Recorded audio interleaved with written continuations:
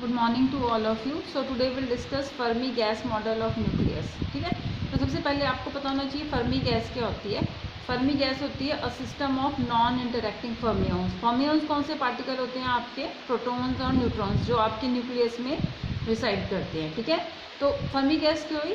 System of non interacting fermions. ठीक है, fermions जो पार्टिकल्स होते हैं आपको पता है वो फर्मी-डिराक स्टैटिस्टिक्स को ओबे करते हैं और पॉलीज एक्सक्लूजन प्रिंसिपल को भी ओबे करते हैं। पॉलीज एक्सक्लूजन प्रिंसिपल क्या होता है आपका कि दो सेम पार्टिकल्स आपके सेम क्वांटम स्टेट में नहीं आ सकते। ठीक है, तो फर्मी गैस मॉडल में हम एज्यूम करते हैं कि जो न्यूक्लियॉन्स हैं they are assume to move freely inside the nucleus. ठीक है, and the potential felt by each nucleon. ठीक है, that is the superposition of potential due to all the other nucleons, कि एक पर्टिकुलर न्यूक्लियस पर कितना potential वो experience करेगा। That is the superposition of potential due to all other nucleons. ठीक है, अब जो फर्मी गैस मॉडल में हम एज्यूम करते हैं कि एट एब्सोल्यूट ज़ीरो जो all the fermions occupy the lowest energy levels, और कहाँ तक लेवल्स फिल होते हैं आपके? Up to Fermi energy levels having energy EF। ठीक है, each energy state is occupied by two fermions with opposite spin. ठीक है, फर्मियन तो समझ गए ना, प्रोटॉन्स और न्यूट्रॉन्स को हम जो कंबाइंड टर्म यूज़ करते हैं वो क्या यूज़ करते हैं? फर्मियन। ठीक है, तो मोमेंटम कितनी होगी फर्मियन की corresponding to Fermi energy? P² is equal to 2m ही होता है। तो यहाँ से आपका फर्मी एनर्जी को बोल दिया हमने EF will be PF² upon 2m where m is the mass of each nucleon. तो यहाँ से PF कितना हो गया? √2m EF। ठीक है, अब आपको पता है volume of one nucleon in phase space कितना होता है? 2πh×3। ठीक है, अब हम number of quantum state in volume V कैसे कैलकुलेट करेंगे? ठीक है, हम क्या करेंगे? पहले volume of phase space divided by volume of one nucleon. ठीक है, तो फेज स्पेस का कितना वॉल्यूम होता है? Volume integral of d³ into d³p, और एक आपका न्यूक्लियन का कितना होता है? 2πh×, ठीक है ना, क्यूब। ठीक है, इसको सेपरेट करके मैंने लिख लिया volume integral of d³ into volume integral of d³p, ठीक है, अपॉन 2πh×3। ठीक है, अब d³ की कितनी वैल्यू होती है? V वॉल्यूम, d³p कितना होता है आपका? ये क्या होता है? Volume of phase space between momentum interval p and p plus dp। ये वैल्यू हमने पहले भी बहुत सारी डेरिवेशंस में कैलकुलेट की है। इसकी वैल्यू होती है 4πp² dp। ठीक है, तो यहाँ से n की वैल्यू कितनी होगी? आपने d³ को आपने v लिख दिया। ठीक है, और इसकी वैल्यू आपने 4πp² dp लिख दिया, और इंटीग्रेशन फ्रॉम 0 टू pf, क्योंकि pf तक ही आपके एनर्जी लेवल्स क्या हैं? फील्ड है। तो यहाँ से 4π आउटसाइड आ गया आपका। ठीक है, 2πh×3 को आपने लिख दिया 8π³ और p² dp का इंटीग्रल हो गया आपका p³/3, और p को रिप्लेस कर देंगे pf से। तो ये वाली वैल्यू आपकी आ गई। इसमें आपने इसको सॉल्व कर दिया तो यहाँ से वैल्यू आ गई v इंटू pf³/c 6π² ठीक है, अब आपको पता है कि एक क्वांटम स्टेट में कितने फर्मियंस होते हैं? It contains 2 fermions with opposite spins. ठीक है, तो आप इस वाली इक्वेशन को कैसे लिख सकते हैं? इसको 2 से मल्टीप्लाई कर देंगे तो आपकी नंबर ऑफ जो क्वांटम स्टेट्स कितनी आ जाएंगी? 2 into this quantity Vpf³/6π² h×3।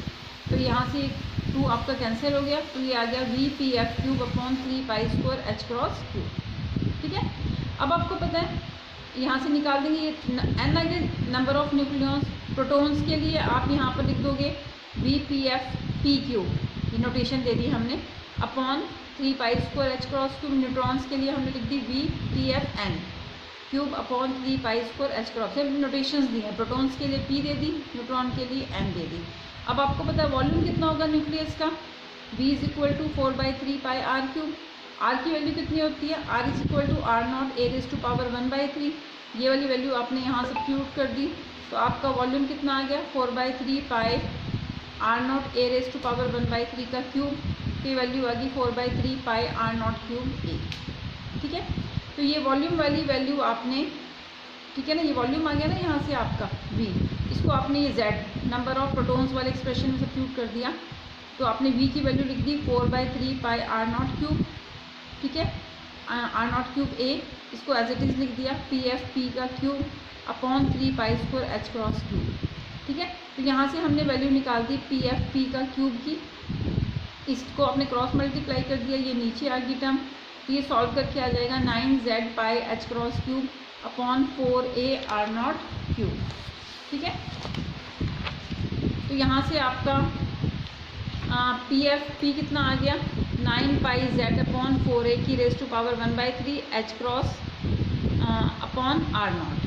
Similarly आपने जैसे मोमेंटम प्रोटॉन की निकाली है वैसे ही आप न्यूट्रॉन की भी निकाल देंगे। सिर्फ क्या डिफरेंस आएगा, यहाँ पर Z आएगा, न्यूट्रॉन के केस में नंबर ऑफ न्यूट्रॉन्स n हो जाएंगे, सेम ही एक्सप्रेशन आपका रहेगा। ठीक है, अब अगर हम एज्यूम कर लेते हैं कि रेडियाई जो है आपके प्रोटॉन्स न्यूट्रॉन्स पोटेंशियल वेल्स के सेम है, ठीक है, और n और z नंबर भी दोनों का क्या सेम है, दैट इज़ a/2, तो n को आप रिप्लेस कर देंगे a/2 से। ठीक है, तो PF is equal to PFP is equal to PFN, तो वैल्यू कितनी आ जाएगी, आपने इसको a/2 लिख दिया, 9 pi a/2 4A raise to power 1/3 H cross upon R0, तो ये वैल्यू हो जाएगी आपकी 9 pi upon 8 raise to power 1/3 H cross upon R0। ठीक है, अब H क्रॉस क्या होता है आपका H/2 पाई, H की वैल्यू होती है 6.6 इंटू 10⁻34, पाई की वैल्यू भी आपने सब्स्टिट्यूट कर दी 2 इंटू 3.14, तो ये वैल्यू आ जाएगी आपकी 1.06 इंटू 10⁻34 जूल सेकेंड। ठीक है, आपको वैल्यू किसकी चाहिए, अब यहाँ से हमने निकाल लिया H क्रॉस C। ठीक है, तो इसको C से मल्टीप्लाई कर देंगे। ठीक है, तो ये वैल्यू आ जाएगी आपकी। अब अगर इसको हम MEV में चेंज करना चाहते हैं तो आप किससे डिवाइड करोगे, 1.6 इंटू 10⁻13 से। ठीक है, और अगर फर्मी मीटर में कन्वर्ट करना चाहते हैं तो आप फर्दर डिवाइड कर दोगे 10⁻⁻15 से, तो जो वैल्यू आएगी आपकी वो आ जाएगी 198 MEV फर्मी मीटर। ठीक है, अब H क्रॉस की वैल्यू यहाँ से कितनी आ जाएगी 198 MEV fermi metre upon C। ठीक है, अब ये वाली H क्रॉस की वैल्यू हम PF के एक्सप्रेशन में सब्स्टिट्यूट कर देंगे, तो ये आ जाएगा 9 pi upon 8 raise to power 1/3 into 198 MEV fermi metre upon C। ठीक है, और R0 की वैल्यू हमने जर्नल ले ली 1.2 फर्मी। ठीक है, ये फर्मी भी आपको कैंसिल हो जाएगा, तो ये वैल्यू हो जाएगी 250.8 MEV पर C अपॉन C।